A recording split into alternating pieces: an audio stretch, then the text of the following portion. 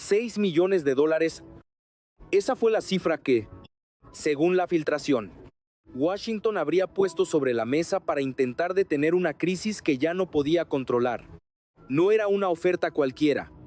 No era una compensación técnica. Era, en términos políticos, un intento de ponerle precio al silencio de México justo cuando Claudia Sheinbaum había convertido una agresión marítima en una causa internacional. Y ahí comenzó el verdadero choque. Porque la pregunta no era solo si México aceptaría el dinero. La pregunta era mucho más peligrosa. ¿Podía una potencia presionar a un país soberano para que retirara una demanda ante la Organización Mundial del Comercio? Después de haber interceptado un buque mexicano en aguas internacionales, el barco se llamaba Libertador, y el nombre, en medio de esta crisis, terminó cargado de simbolismo. Según el relato presentado, el buque transportaba petróleo destinado a Cuba. En un momento en que la isla atravesaba una crisis energética severa, no era una operación militar, no era una provocación armada, era un envío con impacto humanitario. Hospitales, quirófanos, incubadoras y servicios básicos dependían de esa energía. Entonces llegó la intercepción. Embarcaciones de la Guardia Costera estadounidense rodearon al Libertador y le ordenaron detenerse. El punto clave, el detalle que convirtió el incidente en dinamita diplomática, fue que la acción habría ocurrido en aguas internacionales. Para Sheinbaum, ese dato cambiaba todo. Ya no se trataba de una fricción bilateral. Se trataba de una violación de normas marítimas, de comercio internacional y de soberanía. Su respuesta fue rápida y calculada: llevar el caso ante la OMC. Ese movimiento obligó a Washington a jugar en un terreno incómodo. No en el terreno de la fuerza militar, no en el terreno de las amenazas, sino en el terreno de la ley, los tratados y las reglas multilaterales. Y cuando la presión legal empezó a crecer, apareció la supuesta oferta de $6 millones. Pero la maniobra podía volverse contra sus propios autores. Si Washington ofrecía dinero, ¿no estaba admitiendo que temía perder el caso? Si buscaba una salida discreta, ¿no estaba reconociendo que el expediente podía ser devastador? Y si Sheinbaum rechazaba el acuerdo, ¿no quedaría México como el país que se negó a vender su soberanía? Por eso este momento es tan explosivo, porque Sheinbaum no solo enfrenta a Trump, está obligando a todos los actores a revelar su posición. Y lo que viene después ya no pertenece solo a México.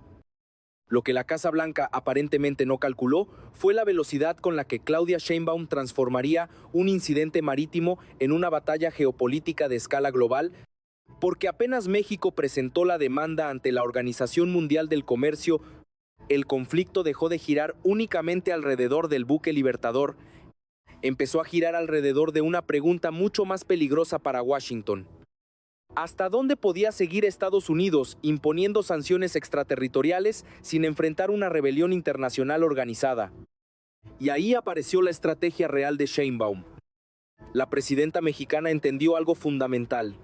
Si el caso permanecía como una disputa bilateral entre México y Estados Unidos, Washington tendría margen para presionar, negociar o desgastar políticamente el proceso.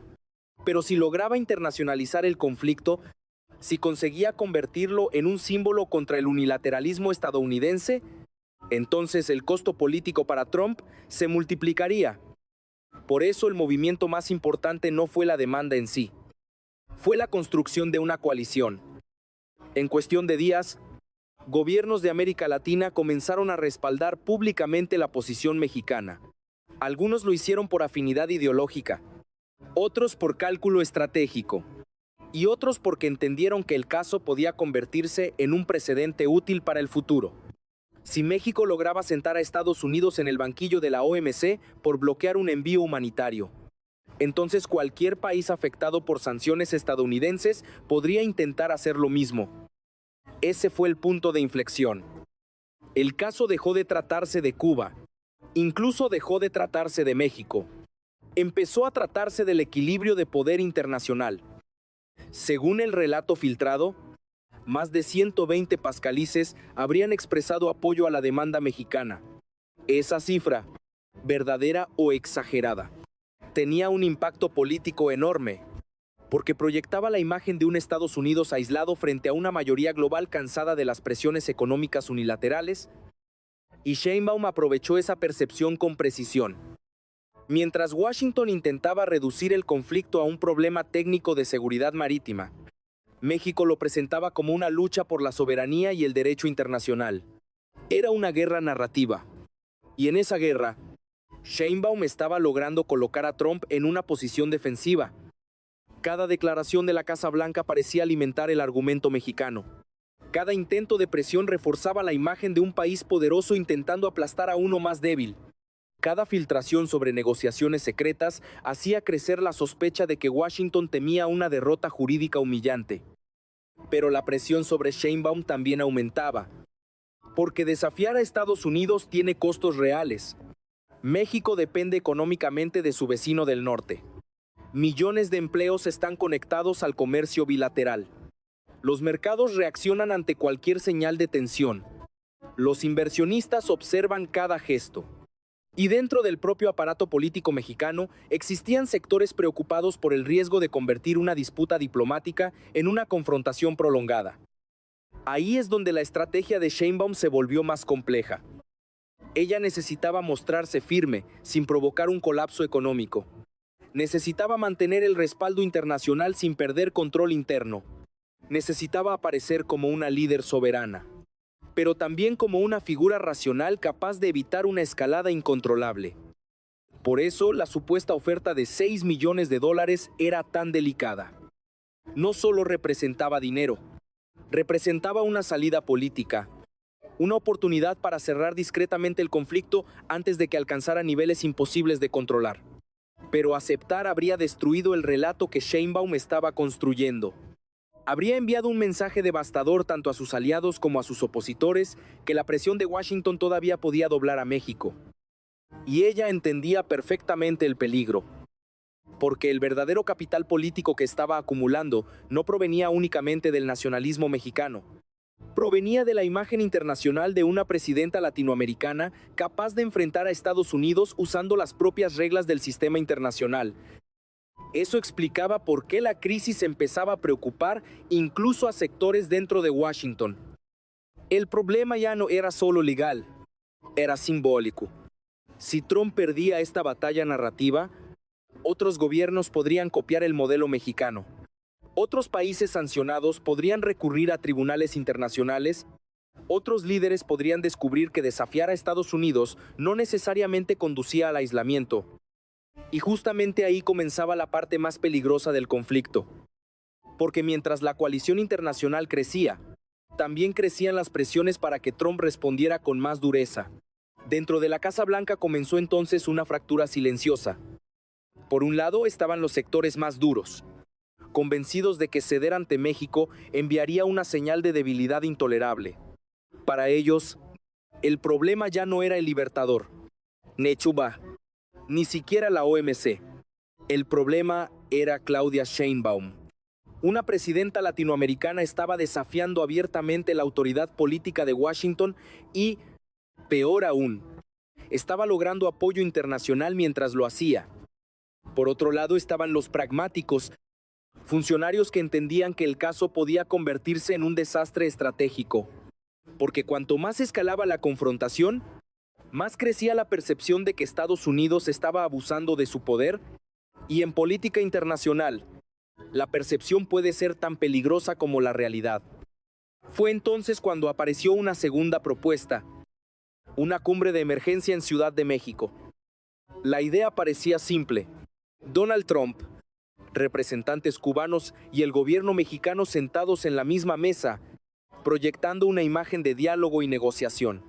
Pero detrás de esa fotografía potencial existía un objetivo mucho más profundo: sacar el conflicto del terreno jurídico y llevarlo al terreno político, donde Washington históricamente se mueve con más comodidad. Sheinbaum detectó inmediatamente la maniobra, porque aceptar esa cumbre antes de que avanzara el proceso en la OMC podía debilitar el caso mexicano, podía interpretarse como una señal de que México estaba dispuesto a negociar fuera de las instituciones internacionales. Y sobre todo, podía dividir a la coalición que ella había construido con tanto cuidado. Ahí apareció otro elemento clave de su estrategia: la disciplina narrativa. Mientras desde Washington surgían filtraciones, mensajes contradictorios y rumores sobre acuerdos secretos, Sheinbaum mantenía una línea extremadamente controlada. México hablaba de soberanía, hablaba de legalidad, hablaba de derecho internacional, nunca de venganza, nunca de confrontación militar, nunca de ruptura diplomática total. Esa moderación le daba ventaja, porque obligaba a Trump a parecer el actor impulsivo dentro del conflicto. Y cada vez que la Casa Blanca respondía con presión o amenazas, la imagen de Sheinbaum como líder racional se fortalecía ante la comunidad internacional. Pero el choque interno dentro de Estados Unidos seguía creciendo. Organizaciones de derechos humanos comenzaron a cuestionar públicamente la interceptación del Libertador. Expertos en comercio internacional advertían que una derrota en la OMC podía abrir precedentes jurídicos peligrosos. Incluso algunos sectores empresariales empezaban a preocuparse por una posible guerra comercial regional, y mientras eso ocurría, el respaldo político de Sheinbaum dentro de México aumentaba. Ese fue quizá el dato más inesperado para Washington, porque la crisis no dividió al país, lo unificó. Sectores opositores que normalmente atacaban al gobierno comenzaron a cerrar filas alrededor del discurso de soberanía nacional. El hashtag "La soberanía no se vende" explotó en redes sociales. La narrativa de una potencia extranjera intentando comprar el silencio de México tocó una fibra histórica profundamente sensible. Sheinbaum entendió rápidamente el valor político de ese momento. No necesitaba exagerar, no necesitaba radicalizar el discurso. Bastaba con mantenerse firme mientras la presión estadounidense hacía el resto del trabajo narrativo. Cada nueva filtración reforzaba la sensación de que México estaba resistiendo una operación de intimidación internacional. Y entonces apareció el mayor temor de Washington: el llamado efecto demostración. Porque otros gobiernos comenzaron a observar el caso mexicano con enorme atención.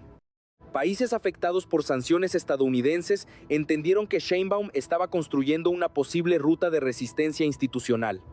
No mediante armas, no mediante confrontación militar, sino utilizando organismos internacionales, coaliciones diplomáticas y presión mediática global. Eso cambiaba completamente el tablero. Si México tenía éxito, el modelo podía repetirse. Y si el modelo se repetía, Estados Unidos enfrentaría una nueva era de desafíos jurídicos multilaterales. Por eso la tensión ya no podía ocultarse. Trump necesitaba decidir si escalaba el conflicto o buscaba una salida antes de que el daño político fuera irreversible. Pero cualquier movimiento implicaba riesgos enormes. Y Claudia Sheinbaum parecía haber diseñado exactamente ese escenario. A medida que la crisis avanzaba, comenzó a quedar claro que Claudia Sheinbaum no estaba reaccionando improvisadamente. Había una arquitectura política detrás de cada movimiento. Una secuencia calculada que transformó un incidente marítimo en una batalla simbólica sobre soberanía, poder y legitimidad internacional. Y esa arquitectura tenía varios niveles. El primero era jurídico. México no respondió con amenazas militares ni con represalias comerciales inmediatas. Eligió la vía institucional, eligió la OMC. Y eso no fue casualidad. Sheinbaum entendía que enfrentar a Estados Unidos en el terreno de la fuerza era imposible. Pero también entendía que enfrentar a Washington en el terreno de las reglas internacionales podía generar un problema completamente distinto. Porque Estados Unidos ayudó a construir ese sistema. Ayudó a construir organismos multilaterales, tratados comerciales y mecanismos legales globales. Y precisamente por eso, una acusación de violar esas mismas reglas podía dañar seriamente su credibilidad internacional. Ese era el corazón de la estrategia mexicana: obligar a Washington a defenderse dentro de un sistema que históricamente utilizó para legitimar su liderazgo global. El segundo nivel era narrativo. Sheinbaum evitó presentar el caso únicamente como un conflicto México-Estados Unidos, lo convirtió en un debate sobre humanidad, sanciones y soberanía. El Libertador no fue descrito solo como un petrolero. fue presentado como un barco vinculado al funcionamiento de hospitales cubanos, a incubadoras, a servicios esenciales. Eso alteraba completamente la percepción pública, porque si el conflicto se interpretaba como un bloqueo contra ayuda humanitaria, la posición moral de Washington se debilitaba enormemente, y Sheinbaum lo sabía. Por eso el discurso mexicano insistía constantemente en conceptos como dignidad, legalidad y cooperación internacional. Pero el tercer nivel era todavía más importante: la construcción de liderazgo regional. Durante décadas, muchos gobiernos latinoamericanos reaccionaron a la presión estadounidense desde posiciones defensivas. Sheinbaum intentó invertir esa lógica. En lugar de responder únicamente como víctima, México comenzó a actuar como articulador político de una coalición internacional. Y ahí surgió algo mucho más grande que una demanda comercial. Surgió la idea de una nueva doctrina política. Analistas comenzaron a hablar de una estrategia donde países medianos podían utilizar organismos multilaterales para limitar el margen de maniobra de las grandes potencias, no derrotarlas militarmente, no aislarlas económicamente, sino obligarlas a pagar costos reputacionales y diplomáticos cada vez más altos. Ese enfoque explicaba por qué tantos países comenzaron a respaldar públicamente a México. No todos apoyaban a Cuba. No todos compartían la ideología de Sheinbaum, pero muchos sí compartían el cansancio frente al uso unilateral de sanciones y presiones económicas internacionales. Y mientras la coalición crecía, Trump enfrentaba otro problema: el tiempo. Porque cada día que pasaba, fortalecía la percepción de que Washington estaba perdiendo control del relato. Cada nuevo respaldo internacional hacía más difícil reducir el conflicto a un simple operativo marítimo. Cada declaración de expertos jurídicos aumentaba la presión sobre la Casa Blanca. Ahí es donde la supuesta oferta de $6 millones se convirtió en un desastre político. Porque incluso si la propuesta nunca fue formal, incluso si surgió como una filtración estratégica, el daño narrativo ya estaba hecho.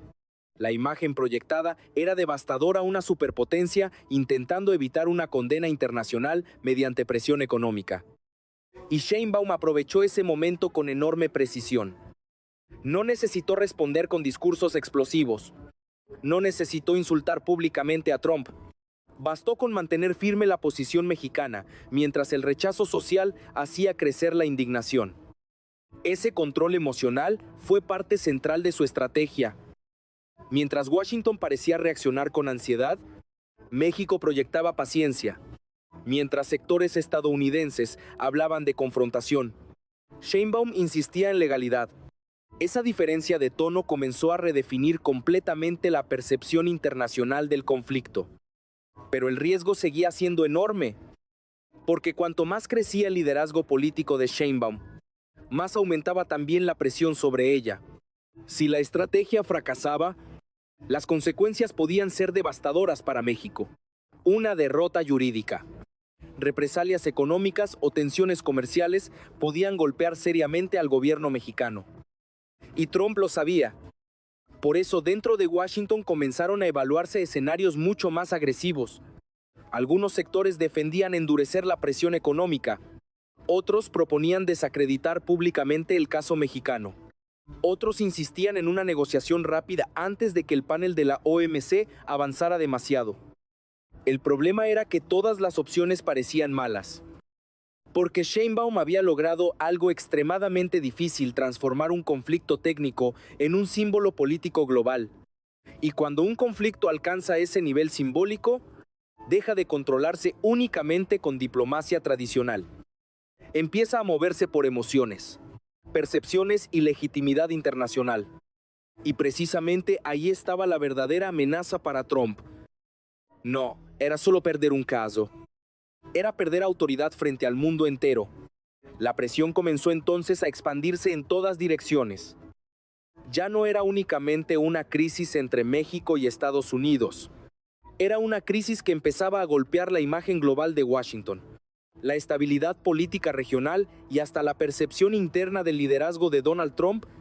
Y cuanto más avanzaba el conflicto, más evidente se volvía una realidad incómoda. Claudia Sheinbaum había logrado colocar a la Casa Blanca en una posición donde cualquier decisión implicaba costos enormes. Si Trump endurecía su postura, corría el riesgo de quedar como el presidente que desafió abiertamente al sistema internacional para sostener un bloqueo cuestionado globalmente. Pero si retrocedía, el daño político interno podía ser igual de severo, porque buena parte de su narrativa política estaba construida alrededor de la idea de fuerza, confrontación y autoridad absoluta frente a gobiernos extranjeros. Ese era el callejón sin salida. Y Sheinbaum parecía entender perfectamente cómo explotarlo. Mientras Washington debatía entre escalar o negociar, México seguía acumulando capital político. Las cancillerías de decenas de países observaban cada movimiento. Los medios internacionales comenzaban a presentar el caso como un posible punto de quiebre en las relaciones hemisféricas. Y en América Latina surgía una sensación cada vez más visible por primera vez en mucho tiempo. Un gobierno regional parecía haber encontrado una manera efectiva de desafiar la presión estadounidense sin recurrir a una confrontación militar. Ahí apareció el concepto que empezó a repetirse entre analistas políticos, el modelo Sheinbaum. No se trataba únicamente de este conflicto. Se trataba del método. Utilizar organismos multilaterales, construir coaliciones amplias, convertir un incidente local en una causa internacional, desplazar el conflicto desde el terreno militar hacia el terreno jurídico y simbólico. Ese enfoque comenzó a generar inquietud en Washington, porque si otros países replicaban la estrategia mexicana, Estados Unidos enfrentaría un escenario mucho más complejo en el futuro. Las sanciones unilaterales podrían convertirse en objetivos permanentes de litigios internacionales. Las operaciones de presión económica podrían terminar constantemente bajo escrutinio global. Y mientras esa preocupación crecía afuera, dentro de México ocurría otra transformación importante. La figura política de Sheinbaum comenzaba a fortalecerse más allá de sus bases tradicionales. Incluso ciudadanos críticos con su gobierno reconocían que la presidenta estaba manejando la crisis con firmeza. El conflicto dejó de percibirse solamente como una disputa ideológica. Empezó a percibirse como una cuestión de dignidad nacional. Ese cambio fue decisivo, porque neutralizó parcialmente los ataques internos. Resultaba difícil acusar a Sheinbaum de debilidad cuando el país aparecía unido frente a la presión extranjera. Y cuanto más intentaba Washington imponer condiciones, más fácil le resultaba al gobierno mexicano reforzar la narrativa soberanista. Pero el escenario seguía siendo extremadamente peligroso. La economía mexicana dependía profundamente de la relación comercial con Estados Unidos. Cualquier escalada podía afectar inversiones, exportaciones y estabilidad financiera. Los mercados seguían el conflicto con creciente tensión. Y dentro del aparato empresarial mexicano existía temor real de que la confrontación terminara generando consecuencias económicas difíciles de controlar. Por eso Sheinbaum necesitaba mantener un equilibrio delicado. Debía mostrarse firme sin cruzar líneas irreversibles. Debía sostener la presión internacional sin provocar un choque económico directo. Debía mantener viva la coalición internacional mientras evitaba que el conflicto escapara completamente de control. Y justamente ahí apareció otro problema para Trump. El tiempo jugaba a favor de México. Cada día sin resolución permitía que la narrativa internacional se consolidara. Cada jornada aumentaba la percepción de aislamiento estadounidense.